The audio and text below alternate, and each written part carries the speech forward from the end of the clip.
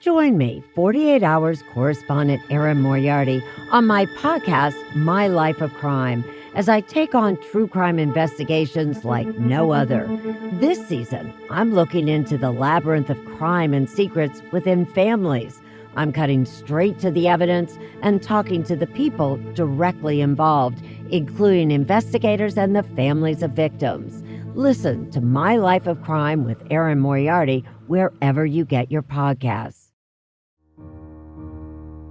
Inspired by the life of the savvy and ambitious Colombian businesswoman Griselda Blanco comes a new Netflix original limited series. Griselda tells the story of a devoted mother who, with her lethal blend of charm and relentless savagery, creates one of the most powerful cartels in history. Witness Sofia Vergara's captivating transformation into the godmother of the underworld. Griselda, streaming January 25th, only on Netflix. This is a Rogue Media Network podcast.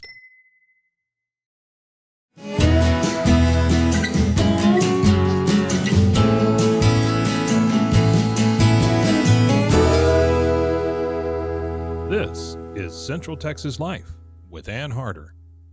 Hello, everybody, and welcome to Central Texas Life. It is always a good thing to talk about the amazing museums we have in Central Texas. So many of them, but I think at the top of the list for me, and at least for sure my three granddaughters, is the Mayborn Museum. So I am delighted to introduce to you Rebecca Nall, who of course has been on the podcast in the past on Central Texas Living the Show many times back in the day on Channel 25 as the Assistant Director of Communications.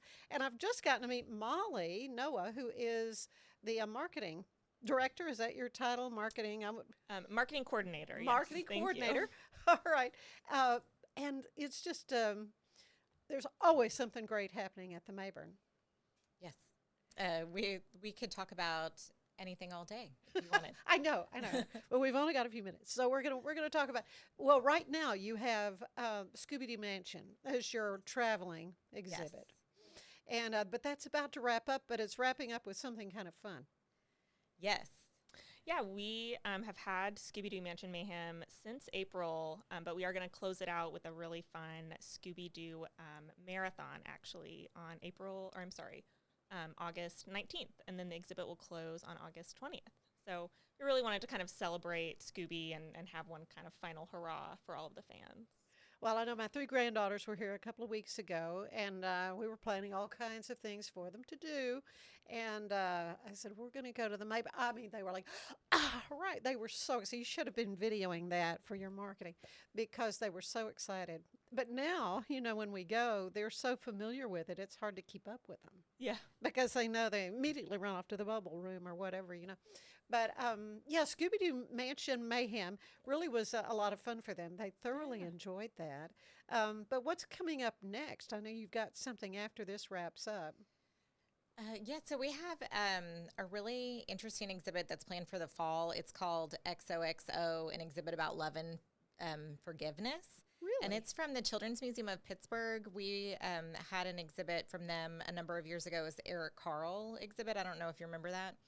And so this exhibit really teaches children and their caregivers to learn about emotions and, how you can, better understand your emotions and communicate them with others. But it's very, very interactive, and it's going to be good for our family audience. So you can get on a seesaw and learn about the give and take between relationships. You can write down, what makes you sad or angry, and then put it in a paper shredder to kind of let it go out into the universe. And you can learn a lot about, facial expressions to really, help children understand about empathy and that working emotional with others. IQ that we get so tied up with our phones and stuff. People Yes. don't even really know how to communicate that way anymore. So I think it's going to be a really great exhibit, and we are adding a kindness bingo to the rack card where people can learn more about the exhibit, and it encourages you to, grab lunch with a friend or, help your neighbor out. And so we're hoping to just, bring a little bit more love to Waco this fall. Okay, now this is starting presumably in September, right? Yes, How long a time do you have to set it up? I mean, I'm sure you've got a little preparation. We have a little bit of a buffer. There's going to be a couple weeks in between. So it's going to open up on the 17th of September, which is a Sunday because the day before is a home football game. Good. Where we're going to have a member preview on that Friday night to invite families to come and check it out who are museum members and get a little bit of a, individual preview so they can, there's a lot of craft things in the exhibit. So I think people will really stay a long time and enjoy and explore. And then it'll be through January. We'll have it through January 7th. Oh, a nice long. This is the whole fall semester. Yeah. We'll have it through the holidays, which will be nice. Oh, that's very good. These are the kind of things people want to know. They're bringing their kids. The folks that have family memberships come a lot, I'll bet.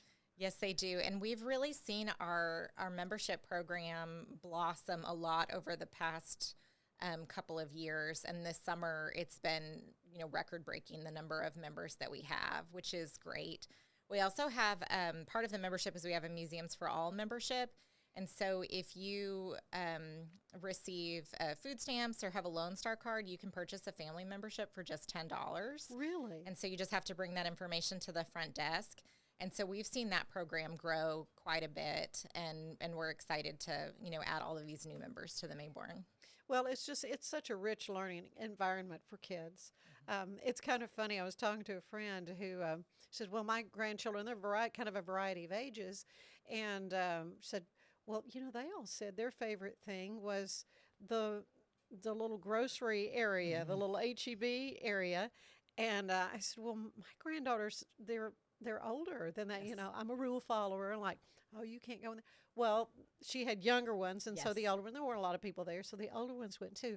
Well, apparently kids had gotten in there and just thrown the stuff everywhere. So the older ones were busy getting everything put back on the shelf. And the little boy, he was checking everybody out. And so it was still a great learning experience for even older children in that little part of the that's the what we try exhibit. to encourage the different jobs, right? Yeah. How can you help out at HEB? They What are the roles that you don't just have to be a shopper. You can be the checker or the stocker, and which really helps make the experience better for other people whenever everything's back on the shelf. We are, over the next year, we have some planned updates to a couple of the other discovery rooms to see how we can bring Play Waco into the other rooms, because Play Waco is our most popular exhibit. Well, the girls love it, and they were like, "Oh, we can't go." Well, it's always so packed. I know too, it's so. and it was busy the day we were there. Again, it's so hot. Talk about record breaking. Our heat has been really something this summer, and what a great place to go for a couple of hours easily. But the girls love the Bill and Vera Daniel Historic Village, and so of course we went outside. But there's a lot of nice shade, even though it was. I thought, oh my goodness, we're going to be so hot. They had more fun. That's great. Well, those buildings are air conditioned, so right. So that will help a little bit. But we have been having to close the village in the afternoons whenever we have heat advisories. So it has been pretty frequently. But you can go in the morning, and like you said, it's in the shade. It's kind of in a valley, so it's not too. It's not bad. Too bad. It's not bad. Well, of course, it's just such a wonderful museum. Of course, it grew out of the old Strecker Museum that I remember as a kid, and I understand there's some major renovations that are. I mean, the thing to me seems like it's brand new, but it's really how old is now the museum? Well, so in 2024, we're actually going to be celebrating our 20th anniversary. Get out. So we're planning a celebratory event, a gala in May of 2024. We've got the date set for May 17th. Oh, good. And we're really going to use that to kind of kick off some fundraising so that we can work on renovation for our for a capital project to get the Natural Science and Cultural History wing. It's still, very immersive, very experiential, but we know that we need some more updated technology. We want to, update the stories that we're telling in that space. And so we've been working on plans for that for quite a bit. and How much ready money do to you take need the to next raise? step. What are you Well, looking at? to do the first phase of renovations, we need $2 million so to cap that off. But looking at the entire project, we're hoping for about 14 million. Oh my goodness! And it's not to add on any more to the building, right?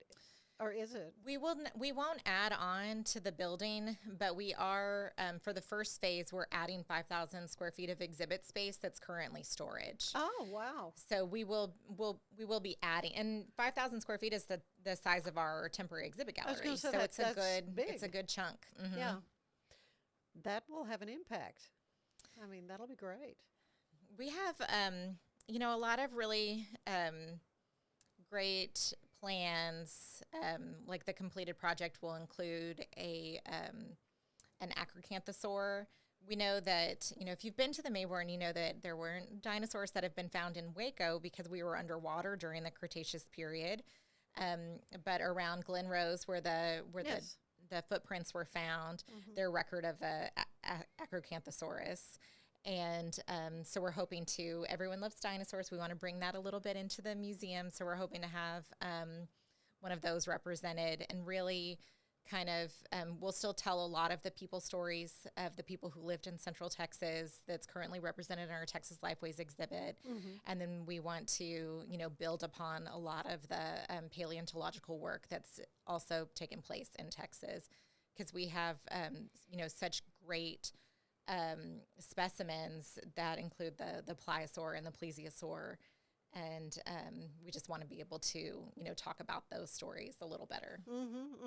Well, and of course, a little more recent with the mammoths, we were able to take the girls to the National Monument and actually see it. We went early in the morning because it is so hot, and there's some walking outside. But then to follow that up there at the Mayborn to say, remember, we were just, that really brought it to life, and the video and all, that really added to the richness of their experience in learning more about the mammoths.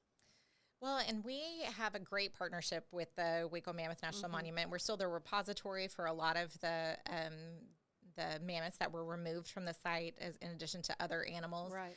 And so that will still be present in the museum as we work on our renovations. And like you said, we want to make those connections and encourage people to explore the other cultural institutions that we have in Waco. And one of the exciting things that we have coming that will be completed in 2024 is that we're actually putting 3 bronze mammoths in front of the museum. I think I saw a picture. So we'll have a bull, a mother, and a baby. And where exactly is that? So, the circular drive where you pull in, Right, they're going right. to be right in the middle. Oh, in the middle of that. Oh my goodness. And we're What going a statement. we really wanted to be able to, we have such a beautiful building. Oh, it is. And we are on such a beautiful campus, but we wanted people to know this is a museum, and it's just a great way to, really bring that home. And we're going to change the parking to where you come in the other entrance so the mammoths are actually approachable. Okay. And people can go up and look at them, take pictures with them. And Some major changes then yes. to accommodate that. I mean, my granddaughters love it. And I remember walking through the building, you're telling me, almost 20 years ago. Doesn't seem possible. But it was not finished. And I saw that children's area, and I'm like, bring on the grandkids. This is going to be so. And so here they are. And they love, love, love this museum. And it thrills me that they love coming to Waco to visit places like this. Molly, get you involved in this discussion. You're going to have some work ahead of you with a gala coming up and Yes. all those kinds of things. What's been most exciting aspect to you of your job? You tell me you've been there now 2 years. Yeah, definitely. I think we are, so excited about our 20th anniversary next year. And so we are in the midst of planning our exciting gala. But then we're also going to have a family fun fest the day after the gala. So I think it'll be really fun. We're going to have a great evening kind of for adults, but then the next day we'll be able to really celebrate with families. And so I think, that's been a really fun, kind of exciting part for my job and fun to do in terms of marketing. Kind of reminds me of the Titanic. When Titanic came, that was a very big, fancy, wonderful event. But you can't do that every year. Right. That's a little too much. Yeah, definitely. And I actually was there for the Titanic exhibit. And so it was exciting for us this summer because we actually almost met the Titanic numbers. Really? So we, have been very excited to kind of see our attendance, and it's been a really amazing summer for us. Well, this is great. We're going to take a quick break, though, and when we come back, we'll learn a little bit more about these two fine ladies and their work at the Mayborn Museum. So stay with us.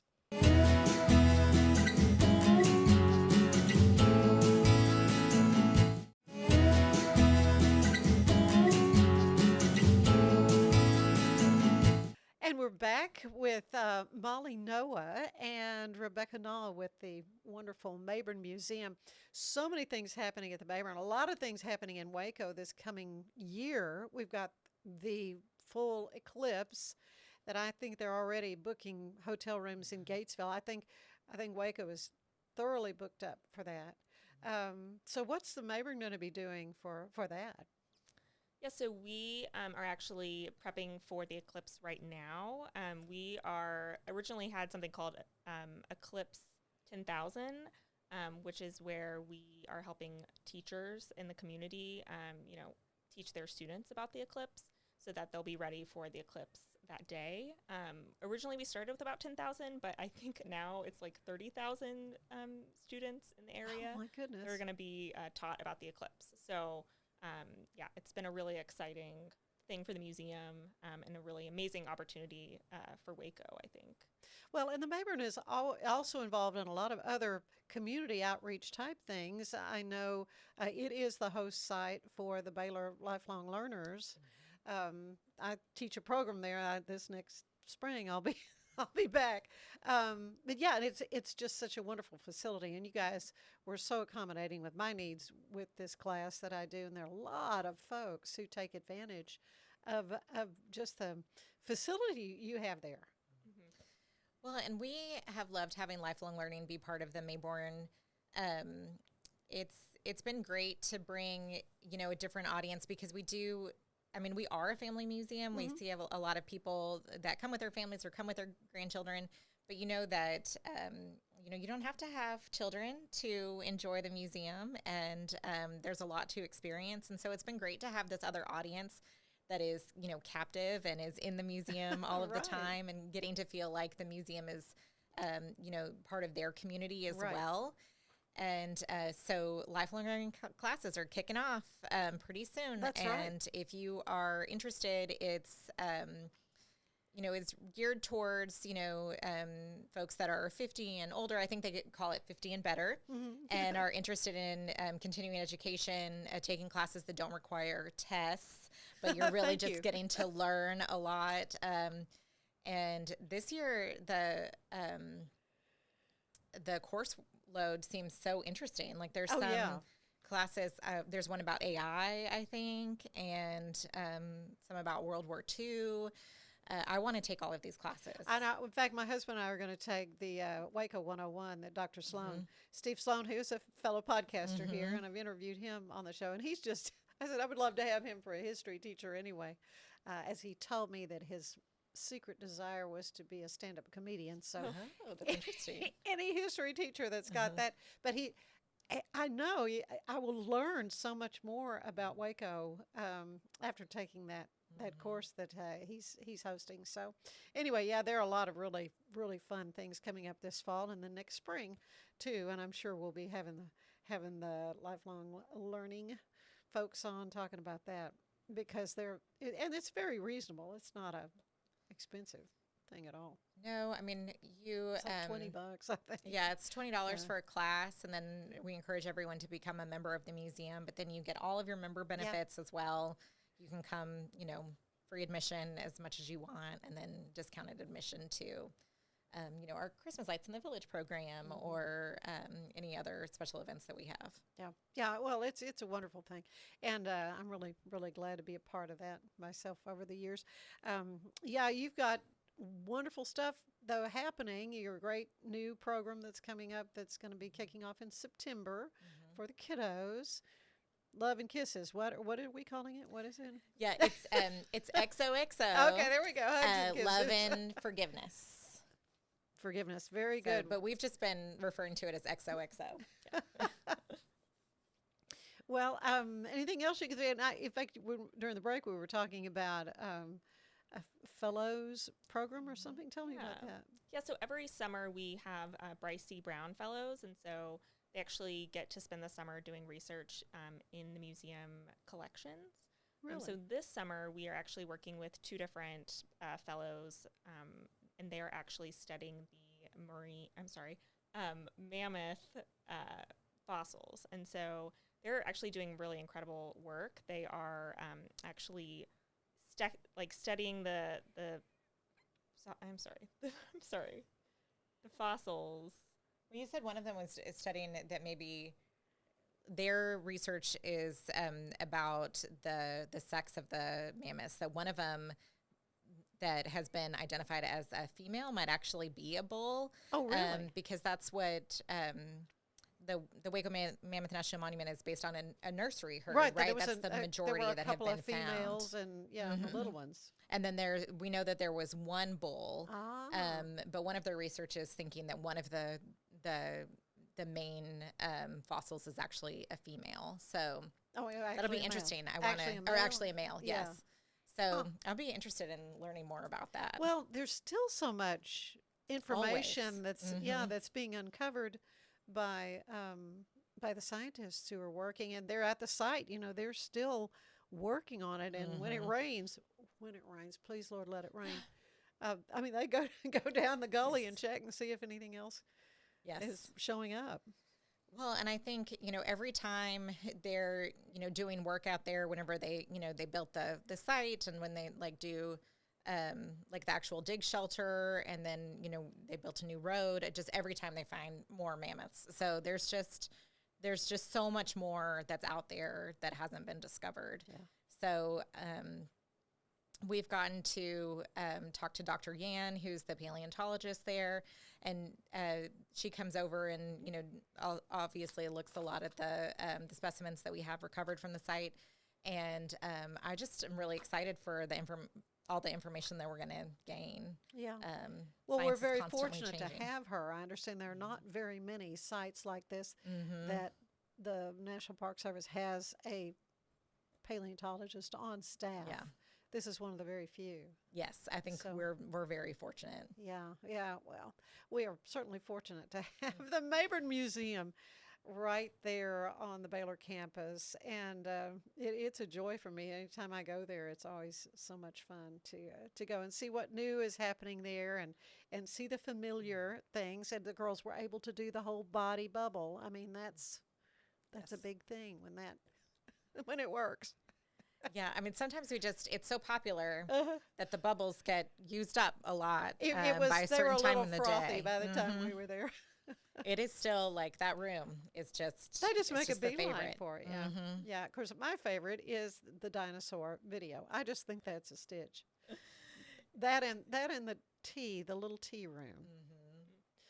I love that. And I got a picture of the girls setting up a little tea table too. So anyway. Well, the tea room, I told you we're working on some upgrades to some of the discovery rooms, and the tea room is one of those that we're gonna work on. We're gonna try to make it. I think the tea room is so popular, but we're thinking of ways that we can make it just a little bit more experiential. Similarly to Play Waco. Oh, good. What are the different roles that you can play? Oh, very good. Could you be a waiter? It's in a cafe. Could you be the pastry chef? So we're kind of exploring some of those options right now. Oh, good, very good. Well, it's always a joy to get to go over there. I like to end these visits, so you've done this before, the questionnaire similar to the one the late great James Lipton would do on Inside the Actors Studio. So I'm going to ask the two of you as we wrap this up, and also because Molly has not been on the show before, so I'm going to ask her, what is your favorite word? My favorite word? Mm-hmm. Oh. Maybe inspiration. I feel like I love to be at the museum and be very inspired, especially with the collections. I think there's always something new to kind of inspire people. Yeah, yeah. What about your least favorite word, Rebecca? Oh, my least favorite word. I think that when that comes top of mind is moist. I don't know. I think that's a word that everybody hates. I have heard that before. Probably from you. But I don't know what it is about moist. What turns you on creatively, emotionally, or spiritually? I'll ask Rebecca that. Well, this is going to make me sound incredibly nerdy, but maybe that's why I work in a museum. But I really like things that are organized and in their place. Yeah. And so I actually get really excited whenever I'm in my home and I get to reorganize a drawer. And I did start in the collections department at the museum, and your whole job is to organize collections. Make sure it's and you're yeah. categorizing everything. Is it in its right spot? Is it well cared for? Do you hire out? Is my question. Not at this time. Okay, so I'll ask Molly, what turns you off creatively, or spiritually, or emotionally?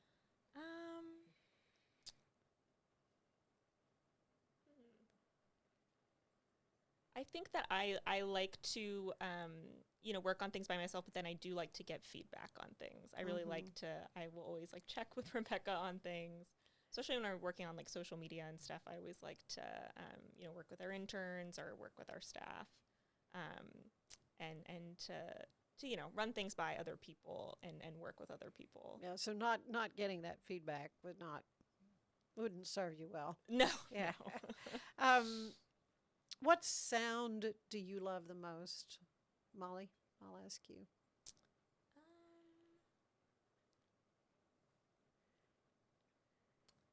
I do really love to listen to piano music, especially when I'm at work.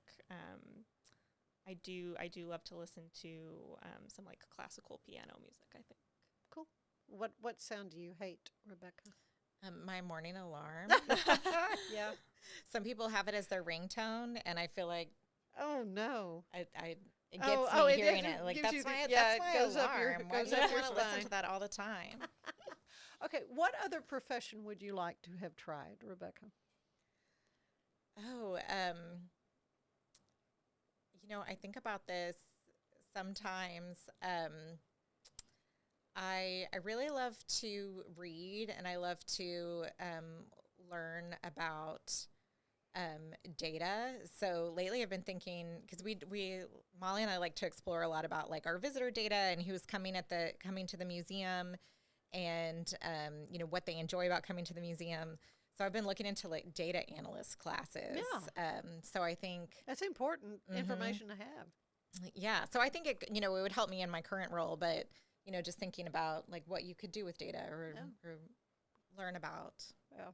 I'll ask you the same question, Molly. What other profession would you like to have tried? Or maybe still harbor a desire of, like a stand-up comedian? Oh, gosh. I don't think I would be very funny. But, I studied anthropology in college. And I never really had the guts to, do the dig part.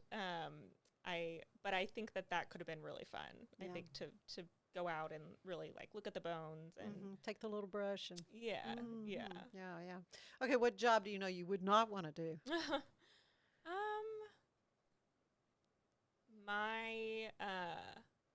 I think maybe any type of doctor, nurse. I'm a I big have heard that hypochondriac. before. So. Yeah, I mean we're grateful for them, but yeah. I think that I would just always be freaking out for people, and so I would not be very good at that. Yeah. What about you, Rebecca? That was exactly what I was going to say. So anything in the medical field, I am not great when there's blood. I'm hoping that if there is a time that my children get injured and my husband is not home, that I will rise to the occasion. But most of the time, I just freak out. Yeah. Oh, right. Well, I had a doctor once, and he wouldn't want to be a lawyer. So anyway, yeah. There's that. Okay, one last question. What do you want to hear God say when you arrive at the pearly gates? Oh, that's a good one. I think mine would be, you did good. Yep. Kind of a paraphrase of what the scripture is, but Yes. Yeah. Yeah, maybe like, oh, you were a good daughter, you were a good friend, Yeah, a good yeah, sister. yeah. I hope. Yeah. Amen. All right. Well, you're doing a great work for sure at the Mayborn Museum, and I appreciate so much you taking time to come and visit with us about the Scooby-Doo Marathon, which again, the date of that? It's August 19th. Okay, So, coming right up. and we're showing a couple of the episodes from the original show, and one of them is the episode that the exhibit is based on. So you'll see a lot of the same elements. How fun. So I'm excited. I think I'm going to come. I'm going to bring my kids and come so we can check it out. All right. And how do we get information on family passes and all that sort of thing? Yeah. So people can go to our website, Mayborn Museum, and they can join as members. They can look at our calendar. They can also look at our upcoming programs for sure. Always something new. Yes, Always we have a lot something to coming up. see. Yeah, at the Mayborn. Thank you both so much. Thank you. Thank you. And thank you for being with us. Join us again for another Central Texas Life. Bye-bye. Central Texas Life with Ann Harder is part of the Rogue Media family. Be sure to check out our other shows at roguemedianetwork.com. Please rate this show 5 stars on iTunes, Spotify, YouTube, or anywhere you get your podcasts. Join us again soon for more Central Texas Life with Ann Harder.